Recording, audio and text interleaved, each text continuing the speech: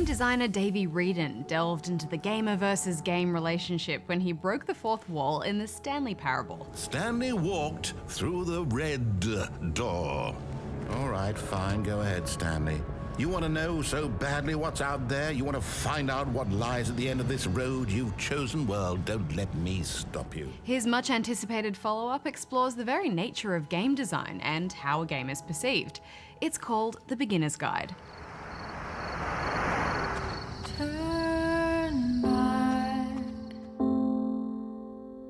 Turn back from this cave. You said, let me prove that I'm brave. Let me keep going. But the cave goes for miles. Turn back.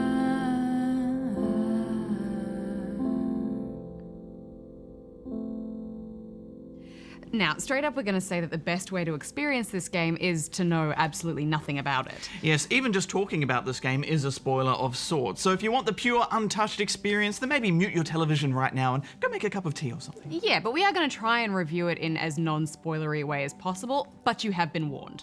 Okay, in the Beginner's Guide, you're led through a series of games made by the indie developer Coda. The first game is actually just a map designed for Counter-Strike.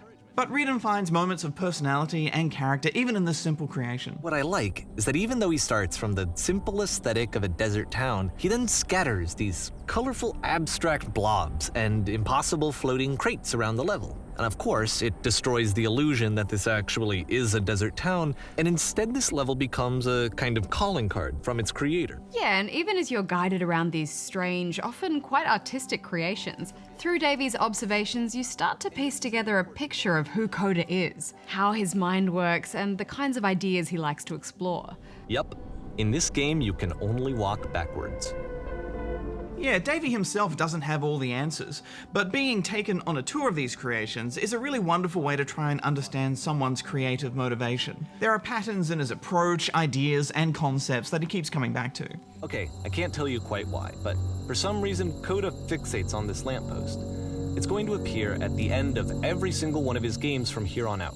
And it feels somehow more intimate and personal playing through the games this way, doesn't it? Almost like you're kind of working your way through someone's mind, watching each thought process evolve from one idea to another. Here's a version where there are no bars, but you can't actually get to the well. And then a version where the inside of the prison is the outside and the outside is the inside. Yeah, but you also start to develop this wonderful fascination with Coda, just based on the way Wreden talks about him. I wish I'd known him at the time that he was making these early games. He would really only talk to me about his work as he was making it. If I'd played these games on my own as individual experiences, I don't think I would have got much out of them. No, well, I mean, we've struggled with games in the past that have been perhaps too simple or artistic and just didn't give us enough to do as players. Which is fair enough, I think, but honestly, this made me experience the whole creative process in a completely different way. Not only the motivation behind the desire to create something, but how people will then perceive that creation and judge it. It's such a unique concept for a game, isn't it? So often we can just take things at face value, but the Beginner's Guide sees you exploring so much more of the idea beneath the surface level experience. Games that contradict themselves, games that make you feel trapped. Games that make you repeat the same action over and over in an unending loop. Exactly. Why place someone in these situations? It all gets quite existential, doesn't it? If all of your anxieties are being channeled into your work, then if the work ever fails, you have no backup and you're just going to crash. My favorite was that big cavern where online players had supposedly left little notes everywhere. Hundreds of little opinions, thoughts, emotions, and sentiments. Except they weren't other players, it was all Coda. These were all his own perceived reactions that people would have of his work. But you're right, you can't help but share in Davey's awe of Coda and the way his mind works. I mean, it borders on infatuation. For you or for Davey? Maybe for both of us, I don't know. Well, as you delve further and deeper, the relationship between Coda and Davey starts to take a turn. That's why I'm releasing this collection of your work, is because I haven't been able to find any other way to reach you. I've tried everything. Right, so here's where I think we just need to stop and clarify, because The Beginner's Guide is, in fact, a work of fiction. But when I first played this, I knew nothing about it except that it was made by Davey Wreden, the guy who made the Stanley Parable. So I thought it was real. Oh, okay. Yeah, I mean, I had no reason not to take it at face value. My name is Davey Wreden. I wrote the Stanley Parable. He was the voice of a game developer introducing me to another game developer's work.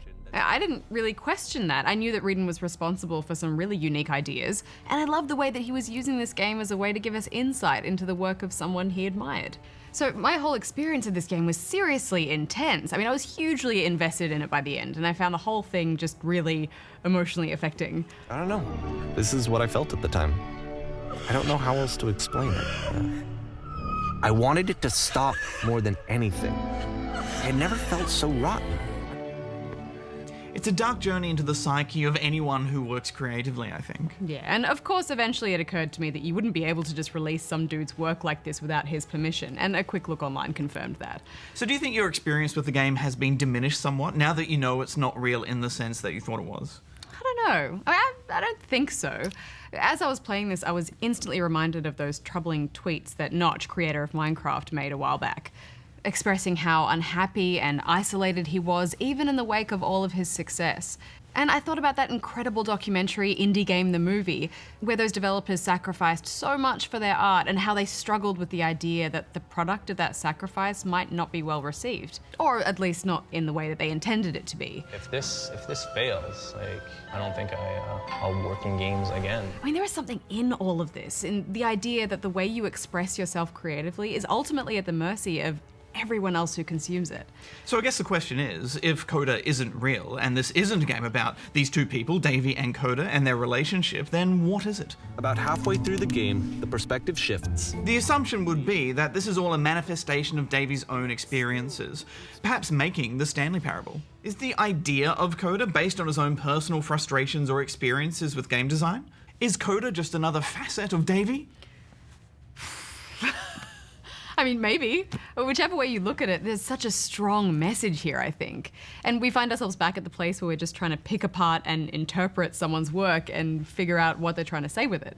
Isn't it great that a game like this has us asking these kinds of questions? Yeah. It's strange, but the thought of not being driven by external validation is unthinkable. It's certainly unlike anything I've encountered before. Me either. So how do we critique a game that kind of blows apart the very nature of critiquing something? Well, did you enjoy it? I did. It was gut-wrenchingly emotional, but I just want everyone I know to play this so we can all talk about it and try to find the answers to all the questions I was left with. Yes, and I want everyone who's ever cared about games to play this so that they can go through all the same thought processes about game design. And I just love the way that Wreden continually breaks the fourth wall with his work. At what point do you just go, maybe there are game ideas other than this prison that I could be working on? It's such a new way to involve us in a game. There's just something so incredibly personal about this whole experience. Even now I feel so attached to it. I wasn't sure which direction we'd see this game go following the Stanley Parable. It is absolutely not what I expected, but it was more unusual and original than I could have possibly imagined. Please play this. I'm giving it 5 out of 5 stars.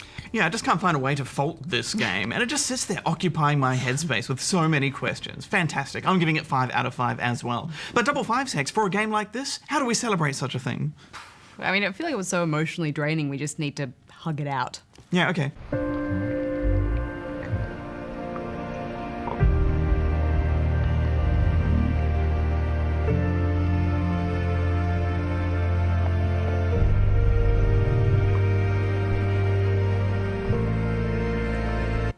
Do you have cheese sandwiches for lunch? I did. They're pretty good. Gruyere. Okay.